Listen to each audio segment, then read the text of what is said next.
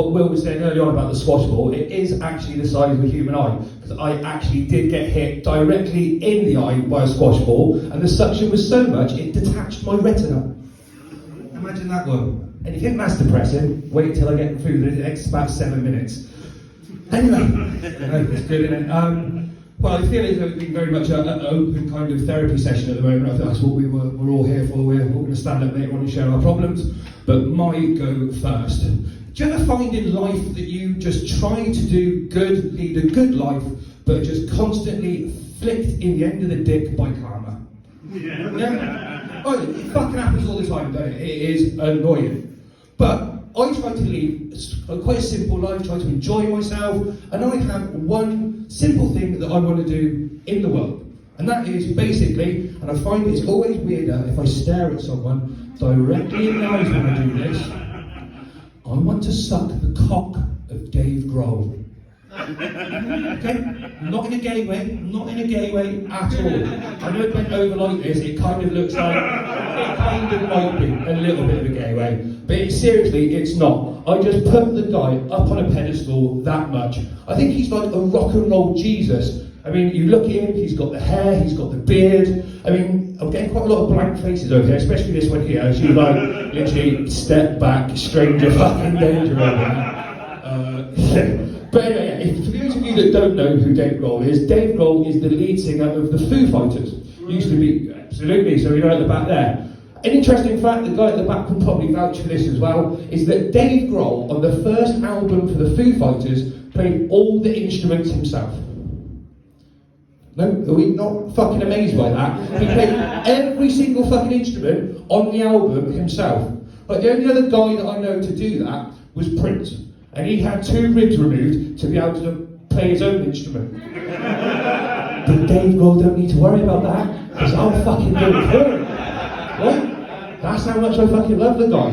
But, as I said before, putting a guy up on that kind of pedestal is fucking dangerous, right? Because all I wanted to do, obviously fucking bearing in mind I'm not allowed within 50 yards of David Grohl because of a series of restraining orders, but it is a lifetime ambition of mine to go and watch the Foo Fighters.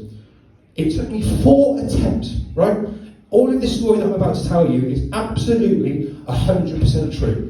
So it took me 4 attempts to go and see them, and each time I didn't see them, my life fucking fell apart. Okay, so I'm going to take you back to 2008, if I will. Okay, 2008, how old are you, 2008? 8.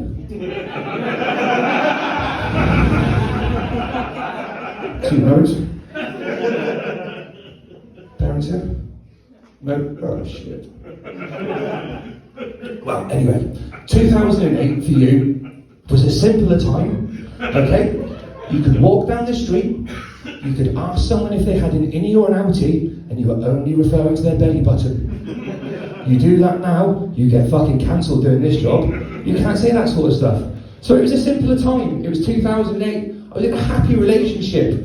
I'd been on Santa's good list that year, and my partner had bought me 2 tickets to go and watch the Foo Fighters.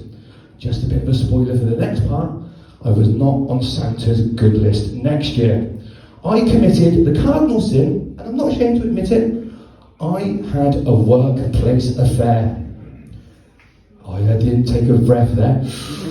Oh, you can see some smoke coming out of women's ears, or it may be the fire from them starting to burn their bras. But don't worry about it. In the next part of this, karma comes back and kicks me severely in the dick.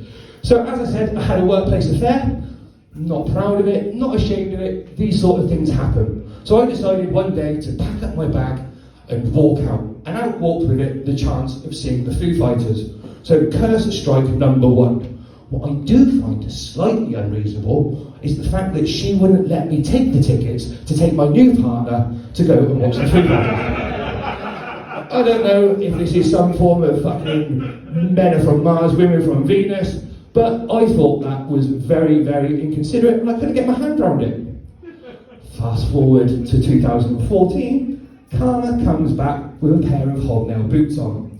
So, 2014, I am now with the person that I had said affair with, happily married, kind of. Come back from working away, we booked tickets to go watch the Foo Fighters, I've been working abroad a lot. Came back, and do you know when you come back, anyone came at work away at all? Anyone work? No? Okay, well, anyway, yeah. So anyway, people that go out and kind of work, I came back, sat down, and generally get back after a hard, long day at the office. You sit down, and you just want to sit on the sofa, kick your shoes off, and just close your eyes. And just relax. And it feels good. You wait about half hour, 45 minutes. And then you slowly start to open your eyes. Look around and think to yourself, I swear I had more shit than this. And do you know what? It turned out I did have more shit than that. It was on the back of a lorry heading to someone else's house, along with my tickets for the Foo Fighters. Curse number 2, karma well and truly repaid the favour there. So again, a little bit depressing there. I'm in my existential funk there, being left living down on the south coast all on my own. And in 2015, a friend of mine that works at the Glastonbury Festival decided that he had a spare ticket, decided to cheer me up by taking me to watch the Foo Fighters at Glastonbury. Does anybody know what happened to Dave Grohl when he was supposed to be performing at Glastonbury in 2015?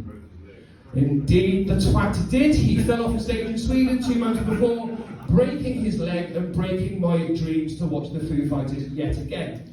A little bit of a side note on the third strike of the curse here is that it turns out when they did do the performance in a couple of years later, my friend who had given me the free ticket to help me get over the divorce, his missus had had a baby, the baby was not now breastfeeding, and she wanted a fucking session. So I couldn't go to see the Foo Fighters again, strike 3. Had to look, see how many fingers I was holding up there, shows how nervous I am. Moving on to strike 4, it was kind of all or nothing for me here. I was kind of looking at my life and thinking, am I going to see the Foo Fighters? Am I going to fall in love?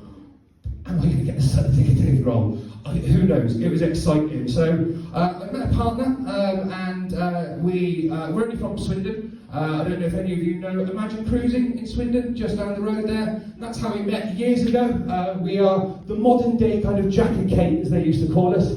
But I chose wisely. She's only 5 foot, so if the shit does go down, both of us are getting on that fucking door and surviving. Always pick your partners smartly. So we managed to go and see the Foo Fighters in 2017. It was a wonderful experience. I thought, that's it, the curse is lifted. Unfortunately, the restraining orders weren't, so we still can't go in the VIP section or anything like that. But it was an amazing experience, absolutely fantastic, worth every, I would say, waiting moment, but I waited a fucking long time to go and see him. But that was it. I thought, curse broken, nothing else can go wrong. Proposed to my partner. We had everything sorted for the wedding. And then, I should tell you, we were due to get married in March 2020. Oh, you fucking laughed, didn't you? Good, I wish I could have had that. I should have video about it. But yeah, anyway, so the night before our wedding, Boris decided to put us into lockdown, which was lovely. So instead of the Saturday night, me planning to make mad passionate love to my new wife, I was at home with my trousers down getting fucked by Boris and the backbenchers, which is always a lovely one, as you think.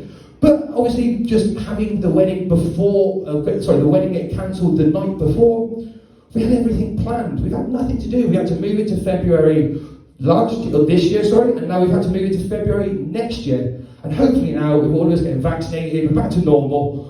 But also as well, people are looking for that excitement of running around planning the wedding. I didn't have any of that. I literally got everything done up until about 8 o'clock the night before the wedding. Until I saw it a couple of weeks ago, Foo Fighters released some tickets, didn't they?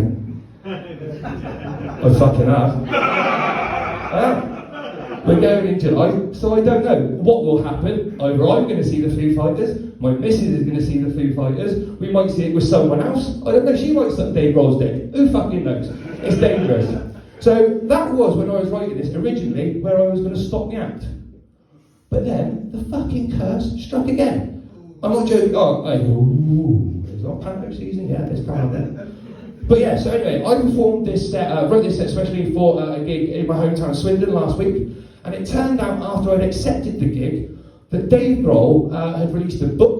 Was doing a book tour, and it turned out that I could have had tickets to it, but I'd agreed to do the gig, and it was on exactly the same time and the date that I was up doing a story about how I've never seen Dave Grohl. That, I think you'll find, is a fucking piss take. Anyway, guys, I'm going to finish up now. You've been absolutely amazing. That's my story of trying to see Dave Grohl. Everything's true on that apart from me wanting to suck his dick. I have to say that because the missus is at the back there and it was her birthday last time. So. Anyway, guys, you've been absolutely amazing. Thank you very much.